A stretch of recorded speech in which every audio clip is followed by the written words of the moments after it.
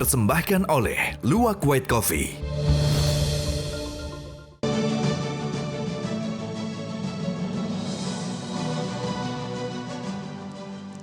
Selamat malam para pemirsa, ketemu lagi di Hot Room dengan saya, Hotman Paris. Heboh lagi, persidangan kasus Sambo sudah hampir 5 bulan. Masing-masing pihak telah mengajukan pembelaan, namun secara tiba-tiba jaksa membuat tuntutan yang sangat menghebohkan yang mengatakan tidak benar atau bohong itu pemerkosaan. Yang ada adalah perselingkuhan. Dengan adanya tuntutan perselingkuhan tersebut, apa upaya akhir daripada terdakwa dan para kuasa hukumnya dalam babak akhir persidangan ini? Inilah Hot Room, upaya akhir menuju vonis kasus Sambo. Hukum terdakwa Putri Chandrawati keliru atau tidak benar. Tim penasihat hukum tidak profesional hanya mampu bermain retorika dengan memojokkan seolah-olah korban Nofriansah Yosua Huta Barat sebagai orang yang berbuat keji, amoral dan tidak manusiawi. Tim penasihat hukum mengemukakan pendapat tersebut terkesan memperlihatkan sikap emosionalnya menjelek-jelekan korban Nofriansah Yosua Huta Barat. Jika tim penasihat hukum menghendaki motif tersebut, seharusnya dari awal persidangan sudah mempersiapkan bukti-bukti valid tentang pelecehan dan pemerkosaan. Akan tetapi tim penasihat hukum yang merasa paling hebat dengan menunjukkan kehebatannya tidak mampu memperlihatkan bukti-bukti tersebut. Penasihat hukum terdakwa Putri Chandrawati sangat tidak profesional menyatakan terdakwa Putri Chandrawati adalah korban kekerasan seksual yang dilakukan oleh korban Nofriansah Yosua Huta Barat. Dalil penasihat hukum tersebut tidak didukung alat bukti di persidangan. Dalil kekerasan seksual atau pemerkosaan bukan peristiwa yang benar terjadi. Dalil-dalil kekerasan seksual atau pemerkosaan hanyalah khayalan tim penasihat hukum yang berkolaborasi dengan terdakwa Putri Chandrawati dengan tujuan agar terdakwa Putri Chandrawati bisa dibebaskan dari perbuatan pembunuhan berencana ini. Hal tersebut menjadi petunjuk kuat bahwa peristiwa kekerasan seksual atau pemerkosaan merupakan bagian dari skenario yang dibuat oleh terdakwa Putri Chandrawati untuk menutupi peristiwa yang sebenarnya terjadi. Sebelum debat yang sangat menarik ini, Hotman selalu minum kopi kesayangan dulu. Lihat nanti kalau saya udah minum kopi ini, garangnya bukan main. Oke, Pak Roni, pengacara dari Eliezer. Apa upaya hukum terakhir yang Anda akan lakukan di babak-babak akhir dari persidangan ini, khususnya dengan adanya tuduhan dari jaksa bahwa yang terjadi adalah perselingkuhan? Kalau memang itu benar, bukankah Eliezer merasa dibohongin oleh Sambo? Ya, perlu kita sampaikan di sini, Bang Hotman, bahwa peristiwa yang ada di Magelang, klien saya tidak tahu apa-apa. Oke. Jadi kalau perkembangan di dalam yang tadi Bang Hotman sampaikan di dalam BAP, kemudian di dalam fakta persidangan ada disebutkan terkait perselingkuhan, faktanya adalah klien saya tidak tahu. Apakah Anda, kita kan sebagai kuasa hukum, dikasih berkas perkara. Apakah Anda membaca BAP dari PC selain tindakan pemerkosaan? Ada enggak kalimat lain pengakuan dari PC dalam BAP yang membuat jaksa mengatakan itu adalah perselingkuhan? Saya pikir adalah fakta persidangan sudah terungkap, Bang Hotman. Ya. Kalau kita lihat di dalam fakta persidangan ketika salah satu ahli yang dihadirkan poligraf Ya. yang menyampaikan bahwa perselingkuhan, saya pikir mungkin itu titik masuk dari. Ada enggak dalam BAP? Saya kan berhak membaca BAP. Saya fokus kepada klien saya, Bang. You nggak baca BAP pengakuan dari PC? Mungkin pertanyaan itu lebih tepat untuk rekan Febri ya. Oh begitu. Rekan Jadi Febri, Anda tidak melihat, ya, Anda tidak melihat ada kalimat bahwa saya diginiin gitu loh. Kita fokus kepada fakta persidangan, Bang. Oh begitu. Halo Pak Febri, mana Febri? Ya Bang. Udah nyampe belum? Oh iya. Oh ini dia nih Pak Febri. Ini yang kita tunggu-tunggu nih. Yang cocok menjawab ini. Aduh ini yang menjawab, ini benar-benar ini harus terjawab ini. Ya. Pak Febri sudah datang, para penonton semuanya, Pak Febri sudah datang yang kita tunggu-tunggu. Pengacara dari Ibu PC. Langsung saya tanya Pak Febri. Jaksa mengatakan bahwa bohong itu bohong itu pemerkosaan. Yang ada adalah perselingkuhan. Saya minum dulu boleh? Oh minum dulu boleh. Pertanyaan saya begini, dan tolong Anda jawab jujur. Anda sebagai pengacara pasti membaca BAP-nya PC secara keseluruhan. Ada kopi BAP-nya. Selain kalimat dia diperkosa, ada nggak pengakuan dari PC yang mengatakan saya diginiin oleh si almarhum, membuat jaksa sampai berani mengatakan itu perselingkuhan? Tidak ada. Kalau itu pertanyaannya tidak ada. Yakin? Tapi kita harus lihat fakta persidangan. Ya. Ini Bang Hotman. Kalau kita tempatkan ya, kalau kita mengikuti logika jaksa, Ya. di kutub yang sebelah kiri ini perselingkuhan. Tadi kan mulai dari sana. Di kutub yang sebelah kanan ini adalah kekerasan seksual. Ya. Sebagai lawyer, kita harus uji bukti-buktinya. Ya. Apa bukti yang digunakan jaksa untuk perselingkuhan? Hanya berdiri pada satu bukti saja, yaitu hasil tes poligraf. Ya. Itu yang kami gali dalam proses persidangan. Ya. Ternyata terbukti. Pertanyaan tentang apakah Anda berselingkuh itu adalah pertanyaan pesanan, tidak terkait dengan pokok perkara. Ya. Yang kedua, proses tes poligraf itu Ya. SOP-nya melanggar hal-hal prinsip yang diatur di peraturan Kapolri. Ya. Kepada ahli kemudian kami tanya, ahli hukum pidana, bagaimana kalau proses perolehan alat bukti itu cacat secara hukum? Ya. Konsekuensinya, buktinya tidak punya nilai validitas secara hukum untuk digunakan sebagai dasar. Itu pun hanya satu bukti. Lalu bagaimana dengan kutub yang sebelah kanan? Dugaan kekerasan seksual ini dari ahli yang dibawa oleh jaksa, dari bukti yang dibawa oleh jaksa, ada 4 jenis alat bukti yang mendukung adanya kebenaran fakta dugaan perselingkuhan dugaan kekerasan seksual yang terjadi di Magelang pada tanggal 7 Tapi Juli pertanyaannya 2022. begini, kalau itu kan sudah bolak-balik Anda bahas. Tapi ada nggak pengakuan dari PC di dalam BAP yang membuat jaksa yakin itu perselingkuhan? Ada nggak kalimat selain pemerkosaan, saya diginiin gitu loh? Jadi kalau dibaca, ini pertanyaan Bang Hotman juga nggak jelas saya diginiin itu seperti apa. Tapi yang pasti begini Bang Hotman, ada beberapa terdakwa. Ya. Dan ketika di persidangan dengan terdakwa Bu Putri Chandrawati, penuntut umum tidak pernah secara tegas mengatakan seperti halnya ketika dikatakan di persidangan Kuat Ma'ruf. Jadi agak berbeda. Saya nggak tahu apa tiba-tiba dalam hitungan hari kemudian penuntut umum punya bukti yang baru sehingga tidak yakin dengan tuduhan perselingkuhan tersebut. Karena memang kalau dilihat di fakta persidangan nggak ada satu bukti yang valid pun yang bisa mendukung hal tersebut. Bahkan kami menguraikan dalam nota pembelaan setebal kurang lebih 955 halaman kemarin, bukti-bukti apa saja sebenarnya yang diajukan. Keterangan Bu Putri Chandrawati itu sudah diperiksa, sudah diuji oleh siapa? Bukan ahli hukum yang menguji, tapi ahli kejiwaan, psikolog forensik. Apa hasilnya? Secara sederhana hasilnya, keterangan Bu Putri Chandrawati tentang adanya dugaan kekerasan seksual itu layak dipercaya. Terima kasih. Terima kasih. Sekarang saya mau tanya kepada Pak Jasman. Anda jaksa senior yang sudah hampir 35 tahun jadi jaksa dan pensiun. Satu institusi seperti kejaksaan membuat tuduhan perselingkuhan dalam surat tuntutan, itu pasti dapat izin sampai ke atas. Ini kan kasus nasional. Menurut Anda, apa yang membuat jaksa begitu berani mengatakan dalam surat tuntutan, itu pemerkosaan bohong yang ada perselingkuhan? Ini pasti sampai ke atas. Jangan-jangan Jaksa Agung juga menyetujui tuntutan tersebut. Kalau saya tidak yakin apakah ini salah ya, salah ketik atau bagaimana gitu ya.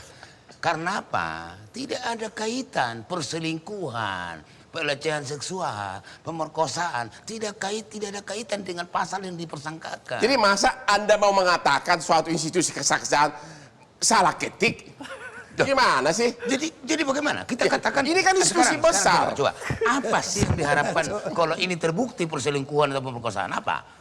Ada motivasi. Motivasi apa? Motivasi sehingga membuat dendam. Motivasi tidak perlu dibuktikan di persidangan. Karena yang terpenting adalah niat jahat, bukan motivasi. Jadi Anda sebagai pensiunan jaksa mengatakan, berani mengatakan, jaksa-jaksa di Kejaksaan Agung salah ketik surat tuntutan. Maksud saya kalau itu betul disebut begitu, ya ada betul, perselingkuhan. Semua orang sudah mengaku itu betul kalau banget. Itu, saya kan nggak baca, saya nggak baca. Tapi yang pasti tidak ada kaitan mau perselingkuhan, mau pemerkosaan, pelecehan, nggak ada kaitan dengan pasal yang dipersangkakan. Tapi kan itu akan menambah keyakinan hakim untuk memutus yang mana. Itu kan salah satu unsur kan keyakinan hakim. Gimana Pak Betul. Ahmad Sofyan? Anda sebagai ahli hukum pidana. Iya, dalam Menurut Anda apa yang membuat mengarah jaksa mengatakan itu perselingkuhan? Jadi gini, kalau saya ngelihat ya, ada atau tidak perselingkuhan, Ya. ada atau tidak pelecehan, kurang memenuhi kualifikasi sebagai alat bukti. Ya. Kenapa? Orang yang dituduh melakukan perbuatan itu telah meninggal dunia berdasarkan pasal 77 Ya. KUHP, maka Nggak, pertanyaan ditutup saya. penuntutan itu. Pertanyaan Ya. saya, kok sampai apa tujuannya kejaksaan sampai memfokuskan itu perselingkuhan? Dari segi teori apa? Kalau saya ngelihat begini, kalau itu perselingkuhan, kenapa si jaksa mengangkat itu ya? Ada Ya. dua versi. Pengacara mengangkat itu adalah sebagai pelecehan atau kekerasan seksual. Kemudian jaksa menyatakan itu adalah perselingkuhan. Ya, apa tujuan jaksa? Nah, tujuannya tentu adalah peristiwa yang terjadi di tanggal 7 itu memiliki kontribusi terhadap peristiwa yang terjadi di tanggal 8. Dan kenapa bukan pemerkosaan? Kenapa perselingkuhan? Kalau pemerkosaan itu artinya ada emosi yang ditampilkan oleh Pak Sambo. Bedanya apa kalau istri kita selingkuh atau diperkosa sama aja? Kalau selingkuh, ya kalau selingkuh artinya argumentasi Sambo untuk menyatakan bahwa dia dalam keadaan emosional melakukan tindakan pembunuhan itu menjadi gugur. Oke, kita akan lanjutkan lagi. Bagaimana sebenarnya hubungan daripada ajudan ini dengan bosnya termasuk dengan nyonya. Tetap di Hot Room.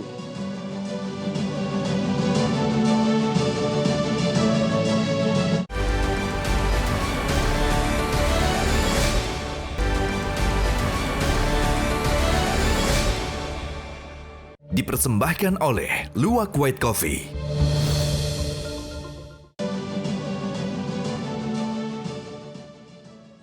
Temu lagi di Hot Room. Pak Erman Umar, pengacara dari ajudan Ricky yang juga jadi terdakwa. Apa pengakuan dari klien saudara tentang bagaimana sebenarnya hubungan antara ajudan dan bosnya? Terutama hubungan antara almarhum dengan bosnya Ibu PC. Ada nggak pengakuan kedekatan gitu loh? Oh, kalau terutama Ricky Rizal dulu ya. Ya. Ricky Rizal ini dia adalah pertama sudah dari awal nih kenal Ya. Sambo itu pada saat Kapolres. Dia Kapolres di Brebes apa di Brebes kalau nggak Ya. salah. Dia sopir dari Sambo. Sambo, Kemudian ya. setelah sekian lama pindah tahun 2018 Ya. atau 2019 ditawar untuk bergabung bantu untuk ajudan. Tapi dia belum mau. 2021 baru dia bergabung. Pada saat dia bergabung jadi ajudan itu tidak berapa lama dia tugasnya khusus terakhir adalah mengurus anaknya Pak Sambo ini Ya. dengan Yang mengurus anaknya ibu sekolah. siapa? Hah? Yang mengurus ibu siapa? Ibu PC. Kalau Ibu PC lebih kepada terakhir Joshua. Berapa tahun itu? Ya kalau itu saya nggak Ada saya nggak mendalam. pengakuan dari Ricky tentang kedekatan ajudan ini dengan nyonya, dengan Ibu PC? Kalau secara spesifik tidak ada, cuma malah kalau saya lihat dia menyampaikan secara netral ya bahwa Ibu Sambo ini kepada semua ajudan berbuat baik. Cuma Jadi tentu, tidak ada hal mencurigakan? belum ada. Cuma mungkin karena si Joshua adalah memang ajudan khusus untuk mengurus rumahnya Ya. di Jakarta. Sekaligus juga kadang-kadang sopir kemana tuh ibu misalnya acara organisasi. Nah, itu dengan Joshua. Lebih dekat lah begitu, karena tugas. Semua ajudan mengetahui Oke, itu. ada pertanyaan saya nih. Kita ini kan sama-sama pengacara, akan memanfaatkan peluang.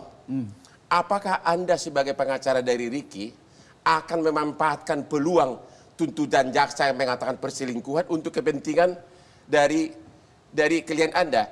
Kan Anda bisa mengatakan, ternyata klien saya Ricky dibohongin, mengakunya pemerkosa atau tahunya perselingkuhan. Apakah Anda akan memanfaatkan itu untuk meringankan hukuman dari Ricky? Kalau konteks itu saya tidak ada hubungan. Baik perselingkuhan apapun. Karena apa? Ini kan kejadian di Magelang. Memang ada hubungan dengan kita, dengan Eliezer juga. Dia sedang mengurus anaknya di luar sekolah. Tapi kan waktu dipanggil sambil nangis Sambo, aku baca berita Ya. acaranya semua. Ya, dia dipanggil. mengatakan istri saya diperkosa, Dia- mau nembak enggak? Tidak, dia tidak menyatakan perkosa. Kalau saat itu pelecehan. Ya, pelecehan lah. Pelecehan.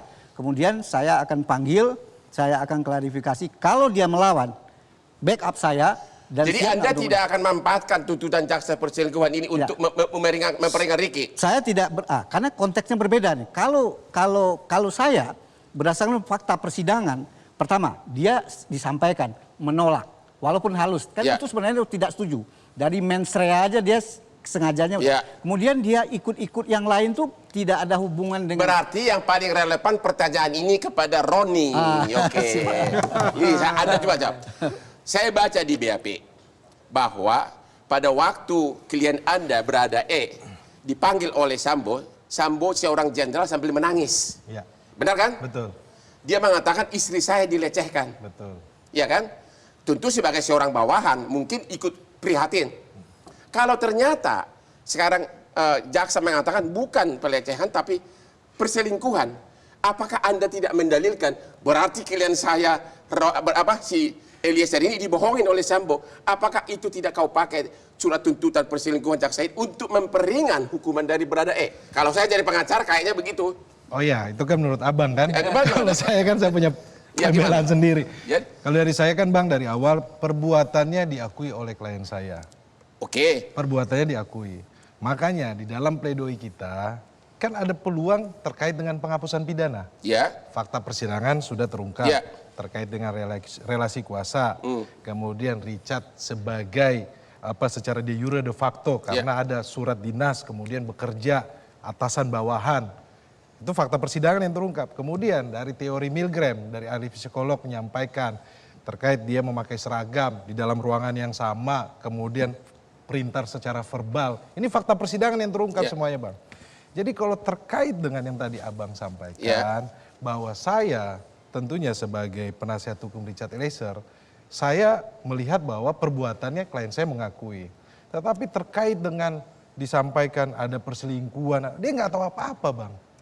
Ya maksud saya begini, seorang anak buah yang dipanggil bos, istri saya dilecehkan, kita bisa maklum langsung prihatin ikut membantu.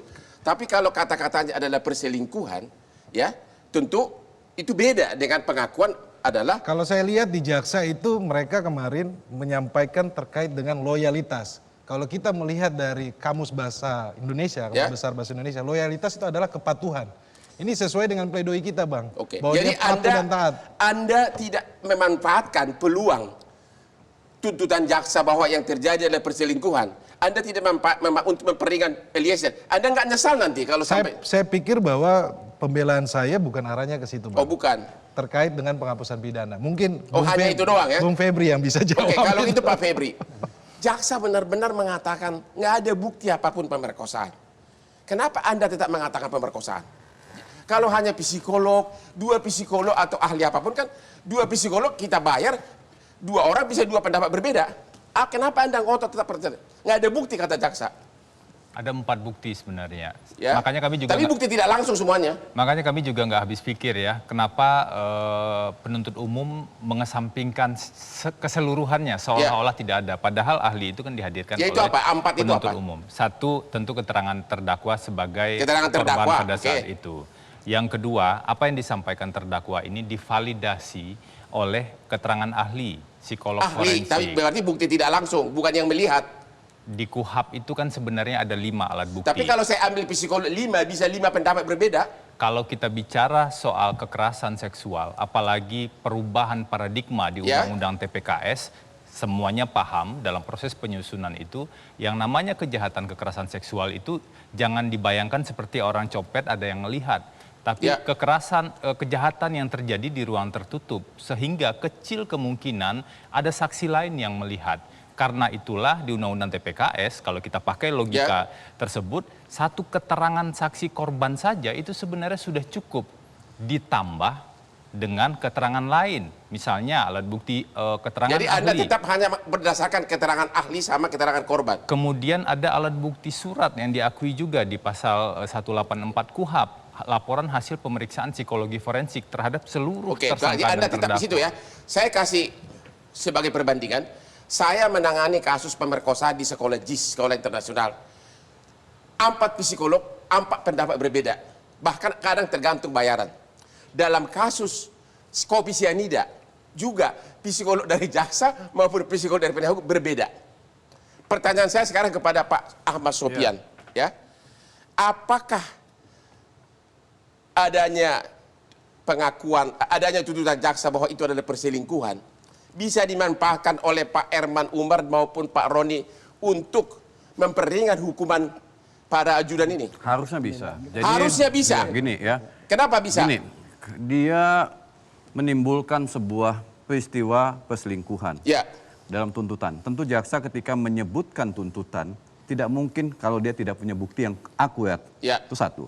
Tapi sayangnya tidak dimunculkan di dalam alat bukti itu. Ada Di dalam sesuatu. Ya, tidak muncul terang benderang Ya. alat bukti itu. Oke. Nah, satu lagi, Bang. Jika hakim, itu pesan kepada hakim. Jika hakim yakin bahwa ada perselingkuhan, ya, maka sebetulnya agak inkonsistensi tuntutannya. Kenapa? Kalau memang ada perselingkuhan, berarti yang merencanakan 2 orang dong. ya. Oke, Sambo sama Putri. Kenapa yang lain diseret-seret untuk ikut Justru dalam skenario itu justru itulah perencanaan? pertanyaan Iya, saya. makanya yang 340 harusnya hanya pada segelintir orang. Pertanyaan saya, Bapak Ahmad Sopyan, Ya. ahli pidana, dokter hukum ya? Iya, benar. Dokter hukum pidana. Iya. Justru itulah, apakah salah strategi Pak Roni ini? Enggak juga. Sama Pak R. Entar dulu, kalau dia tidak memanfaatkan itu tuntutan jaksa perselingkuhan untuk memperingan hukuman kliennya. Iya. Tadi Anda mengatakan iya. Iya, maksud saya begini, proses pembuktian kan udah selesai. Itu kan tuntutan. Berarti kan mereka tinggal Ya minimum mereka ya, bersuara harusnya lah, muncul di teriak-teriak dalam media pledoi. gitu loh. Ya, memang harus muncul dalam pledoi, itu mengambil itu, Enggak, potensi itu. jawab dulu singkat. Ya. Apakah secara hukum Ya. tuntutan jaksa bahwa itu perselingkuhan bisa menguntungkan berada sama Ricky? Kalau mereka yakin itu ada, Ya. kalau mereka yakin itu ada, itu menguntungkan. Ya, kalau mereka yakin ada. Akan Tapi kalau menguntungkan. mereka tidak yakin itu ada Ya. atau menganggap itu tidak penting dimasukkan dalam pledoi, maka ya menjadi hal yang tidak penting untuk Enggak, aku meringankan tanya klien secara mereka. hukum. Iya. Harusnya secara hukum perlu nggak 2 pengacara tampan ini memakai itu? Harusnya diambil. Tuh harusnya diambil. Oke. Ya. Kalau Karena jaksa membuat perselingkuhan itu pasti punya alat bukti. Mungkin Salahnya, Bang, nanti ya, lebih salahnya, tepat kan. Kalau dari kita kan sudah jelas konstruksi hukumnya kan. Richard Eliezer berdasarkan perintah. Saya tanya kepada saudara Ferdi Sambo juga. Perintah, iya perintah. Soal patuh dan taat, saya tanya kepada saksi-saksi. Kepada anggota Polres Jakarta Selatan, patuh dan taat. Richard Eliezer patuh bukan dan taat. kalau ternyata bahwa dia merasa dibohongin, berada ternyata perselingkuhan Bang, loh. boro-boro merasa dibohongi bang. Ini pangkat paling rendah. Kalau gitu Tiba-tiba dipanggil saya sama tanya lagi kepada Pak dosen. Pak dosen, Ya. Tidak masuk logika. kalau hakim meyakini adalah itu perselingkuhan, apakah itu akan berakibat memperberat hukuman dari Ibu PC? iya dong. Iya dong. Iya. Kenapa iya dong? Iya, karena ada skenario yang disusun, Iya. ya, bahwa berarti ada pemufakatan jahat. Ini jika ada ya, bisa Jika dibuktikan. ada, ya. Jika ada, berarti ada pemufakatan jahat antara PC dengan Ferdi Sambo. Jika Ya. ada, dan hakim yakin. Ya. Kalau menurut saya agak lemah pembuktiannya, nggak ditampilkan secara utuh pembuktian Tidak itu. ditampilkan. Iya, tidak utuh. Jadi kalau ada dan hakim yakin, tentu yakin nggak sembarangan. Ya. Maka sebetulnya yang lain itu tidak bisa pakai 340. Hanya Siap. 2 ini aja. Begitu. Iya. Oke, karena memang Jika ada ya. tidak dikehendaki ya. Iya, mereka sebetulnya jadi korban dalam skenario. Jadi 2 Anda orang. sebagai Jika ada. dosen dokter hukum pidana mengatakan, Iya. kalau hakim yakin bahwa itu adalah perselingkuhan, Anda mengatakan secara teori hukum, hukumannya PC bisa lebih berat mengarah ke perencanaan pembunuhan. 340. 340, Ya, oke. Tapi kalau itu tidak ada ya. Kita istirahat dulu setelah yang berikut ini. Tetap di Hot Room.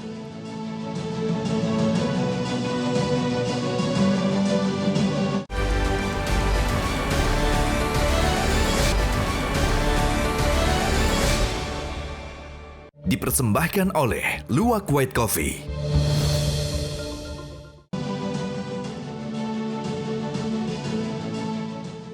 Temu lagi di Hot Room. Lagi-lagi diskusi semakin hangat. Saya tidak bisa terlepas dari kopi kesayangan saya. Aduh, benar-benar nikmat banget. Pak Roni sama Pak Febri. Kan sidang terakhir adalah kalian mengajukan apa? Duplik pembelaan terakhir. Apa kira-kira rencanamu untuk Di pernyataan terakhir pembelaanmu apa nanti dalam duplik? Ya, tentunya dalam duplik kita akan menjawab replik dari jaksa penuntut umum. Yaitu? Kalau kita lihat di replik jaksa penuntut umum, salah satu poin ya, yang saya lihat bahwa mereka mengalami dilema yuridis. Dilema yuridis? Dilema yuridis. Masa jaksa dilema yuridis? Nah, itu dia Ya, Bang. apa itu dilema yuridis? Nggak ngerti hukum apa? Karena terkait dengan penerapan Undang-Undang Perlindungan Saksi Korban Ya. dan terkait dengan kalau yang disampaikan oleh rekan-rekan jaksa penuntut SOP. Oke. Di situ ada frasa perlu didalami lagi dan mereka dilema yuridis. Kalau saya mengartikan begini Bang, terkait dengan tuntutan 12 tahun tersebut, jaksa penuntut umum kelihatannya ragu-ragu. Harusnya menurut Anda berapa yang pantas untuk Ya kalau klien kita Anda? ngelihat sesuai dengan Undang-Undang Perlindungan Saksi Korban, kemudian sesuai dengan MOU antara LPSK, Jaksa Agung, KPK tahun 2011 bahwa harus dituntut paling rendah dari terdakwa yang lainnya. Harusnya Bang, itu tuntutannya harus lebih rendah dari terdakwa yang lainnya. Ya itu di bawah 8 tahun. Yes. Jadi kalau klien Anda dihukum di bawah 8 tahun, Anda sudah puas? Kita lihat saja nanti Bang. Oke. Jadi yang menjadi dasar utama adalah gara-gara dia sudah justice collaborator, begitu? Ya, fakta persidangan seperti itu sudah diberlakukan seperti justice collaborator di dalam pertimbangan tuntutan dijelaskan. Oke, Tetapi terkait dengan angka tersebut karena apa? Ini terkait dengan rasa keadilan, Bang. Berarti Anda mengakui bahwa memang Eliezer itu memang tetap bersalah, hanya perlu diperdagkan, begitu? Perbuatannya diakuin Bang Hotman, tetapi di dalam KUHP itu diatur tentang penghapusan. Bang Hotman setuju nggak terkait 48 dan 51 ayat 1? Ya. Setuju. Abang setuju nggak? Yang suruh paksa gitu? Iya, 48 dan 51 Tapi ayat kan 1. harus ada perintah yang sah. Apakah itu perintah yang sah? Perintah yang sah, secara de jure de facto Richard Eliezer kerja sama Ferdi Oke, Sambo, ada jadi- surat dinas, dia pakai seragam. Itu fakta persidangan. Saya lihat waktu Ya, itu itu di Anda akan sosial pembelaan medianya Anda. Bang Hotman ada soalnya. Ya saya sekarang bos, jadi saya nggak bisa lebih. Jadi tidak adil bagi siapa kalau misalnya hukumannya tidak di bawah 8 tahun? Enggak Bang, kalau yang saya lihat terkait dengan dilema yuridis, ini berbahaya Bang. Ya. Kalau seperti ini. Karena apa? Ini terkait nasib orang Bang.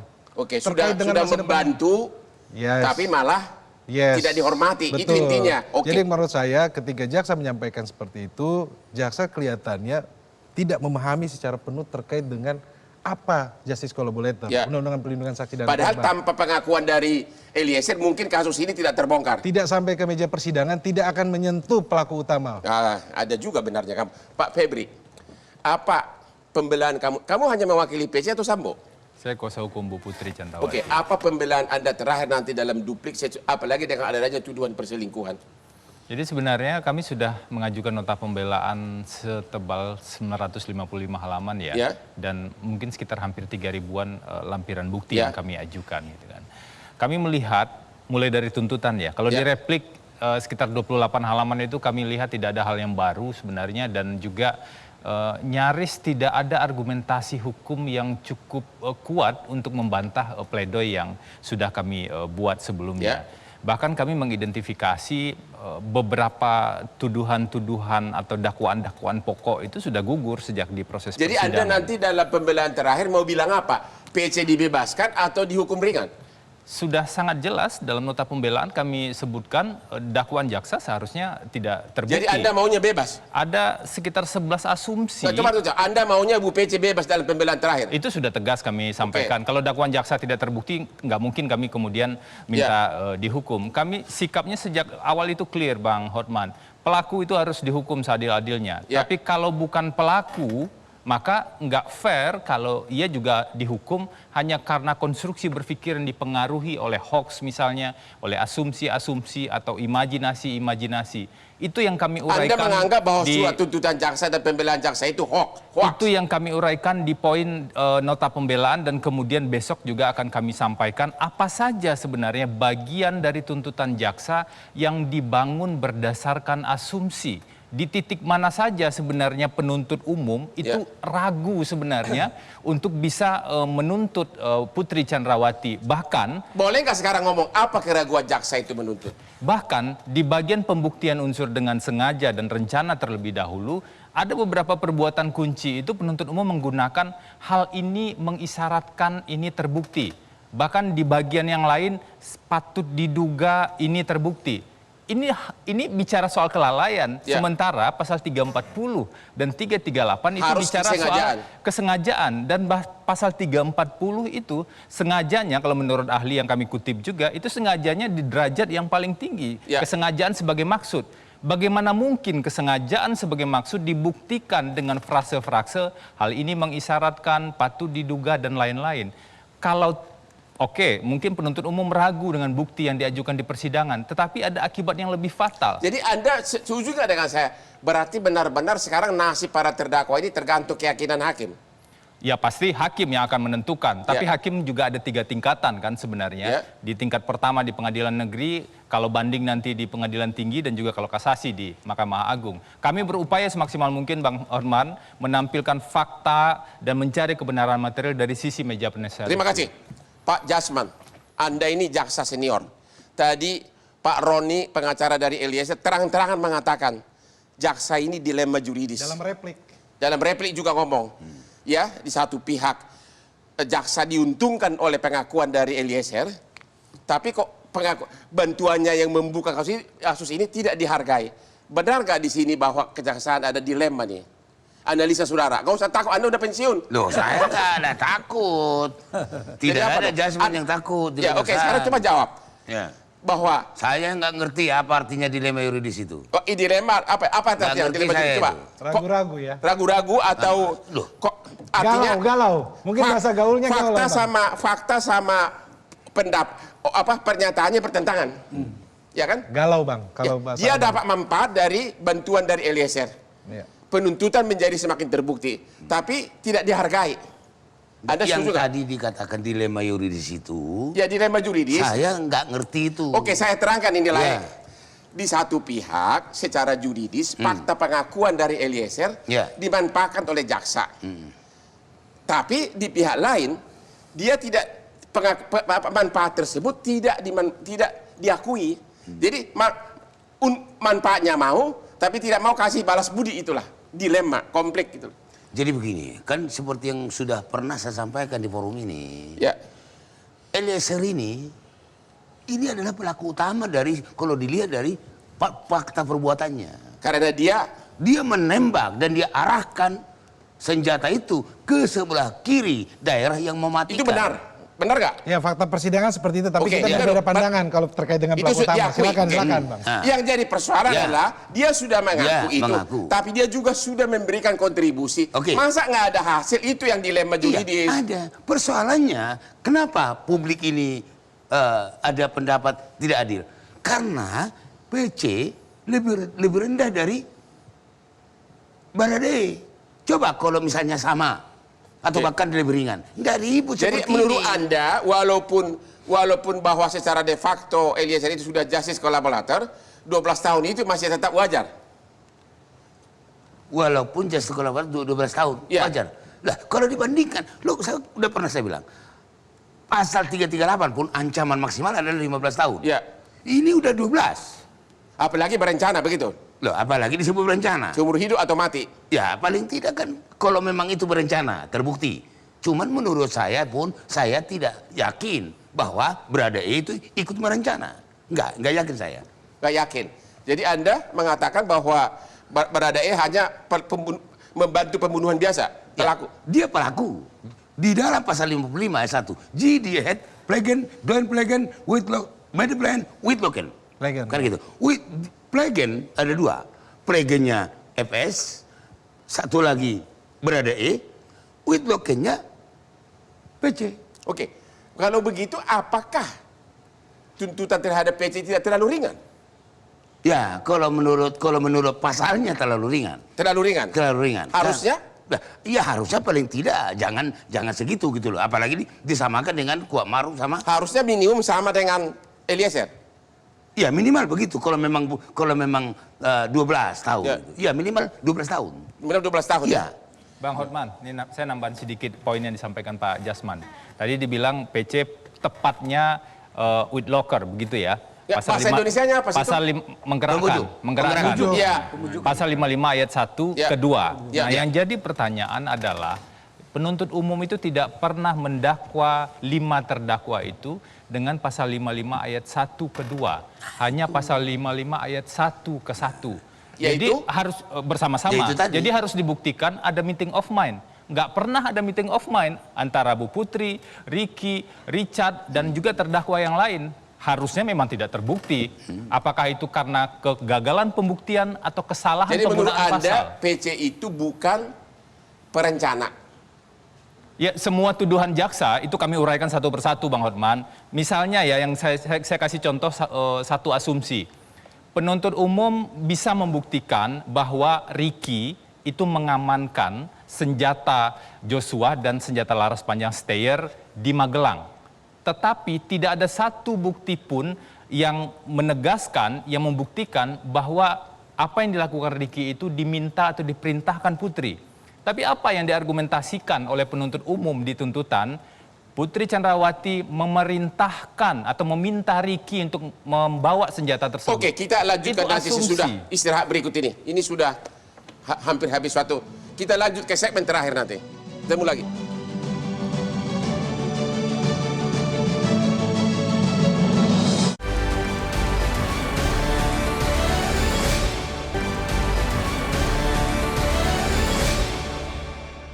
Dipersembahkan oleh Luwak White Coffee.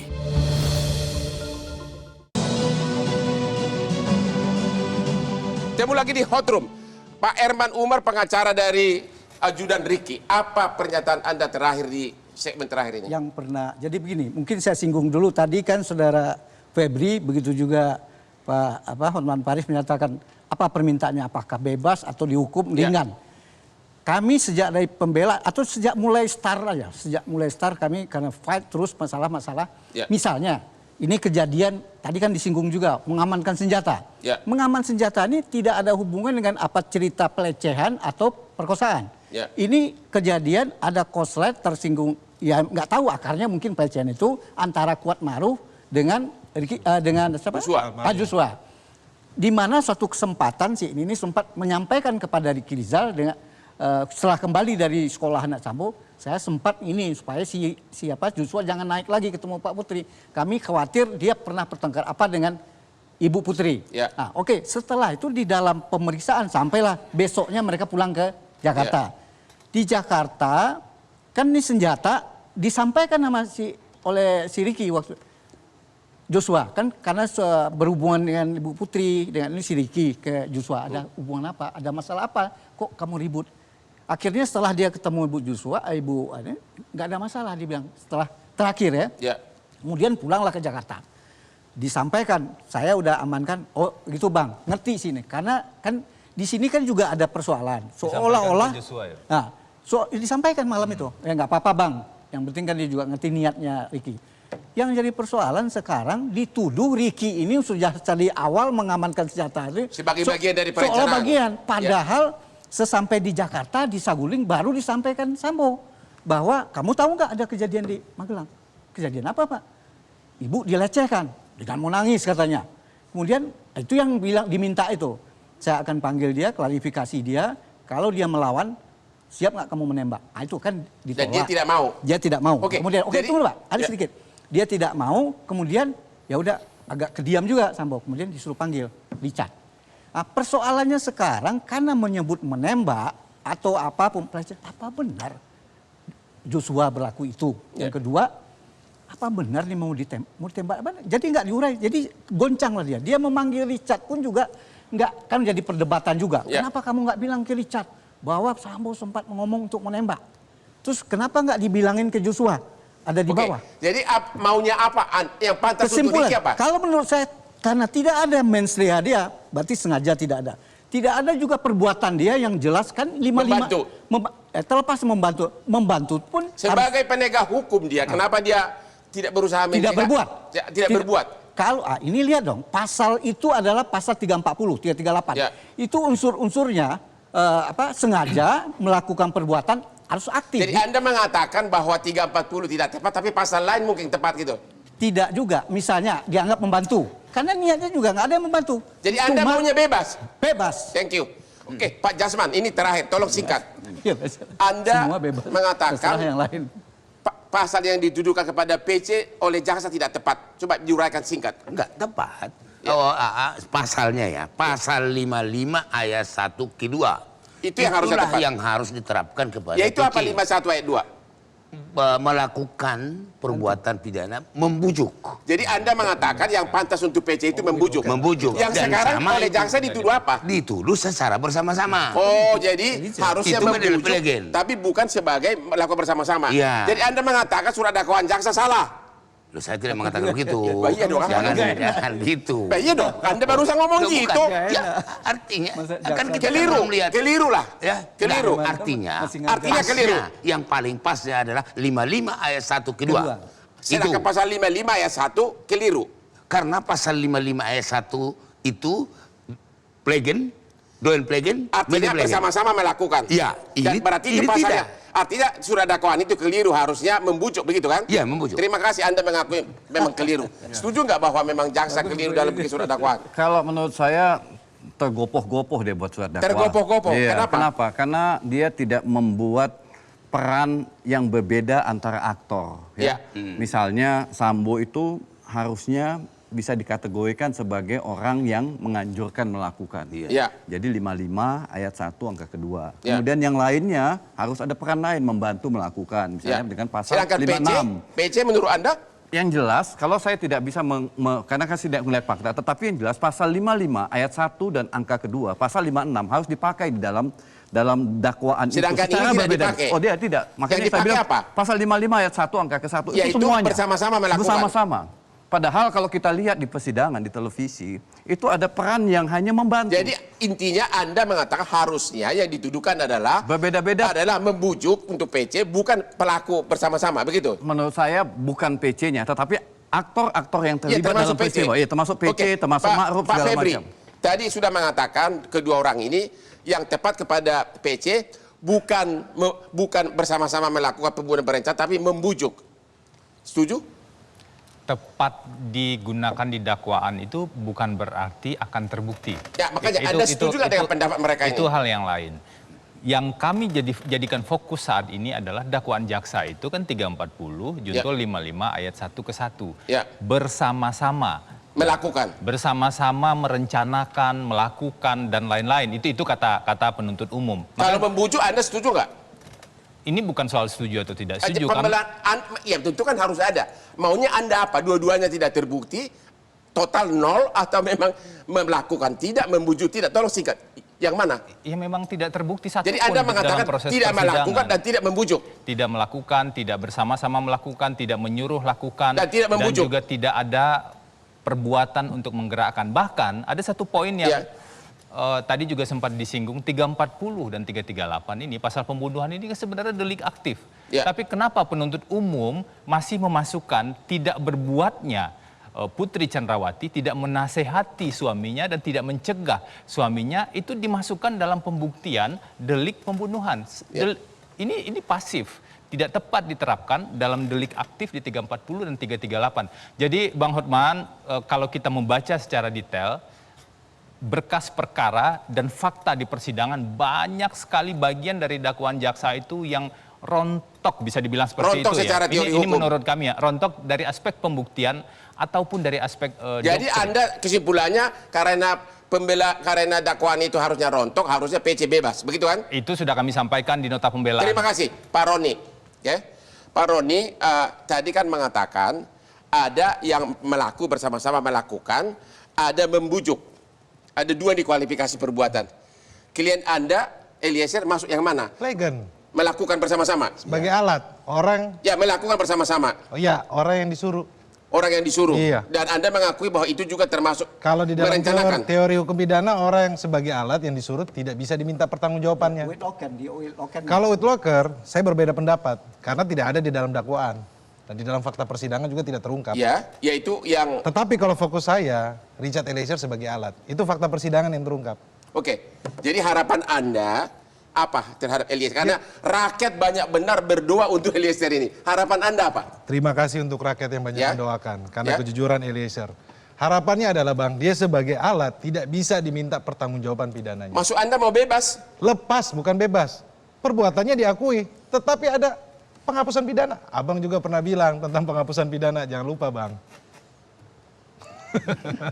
Oke, kalau gitu terakhir Pak Ahmad Sopyan, tolong satu-satu uraikan ke Pak Sambo yang pantas berapa hukuman? Tolong jawab singkat aja. Waduh. Nggak, langsung aja, nggak usah analisa lagi. Ke Pak Sambo berapa? Saya tidak bisa memutuskan untuk berapa. Perkiraan Anda sesudah Oh, tadi kan perkiraan, estimasi. ya estimasi. Oh, estimasi. Ya, seperti nonton bola ya. Kalau estimasi ya, kemungkinan karena dia dituntut dengan 20 tahun. Ya. Kemungkinan Ya divonis seumur hidup loh. seumur hidup divonis kemungkinan 20 tahun ingkrahnya. 20 tahun. Ingkrahnya. Nanti sampai PK gitu. Kalau PC kira-kira estimasi Anda berapa tahun? Harusnya di antara mereka itu setelah kalau misalnya ada justice kolaborator, dia nomor 2 paling rendah. Artinya justice kolaborator yang Ya, paling karena ringan. sebetulnya dia dalam skenario ini Oke, bukan kalau gitu orang yang antara 8 sampai 12 berapa tahun untuk PC?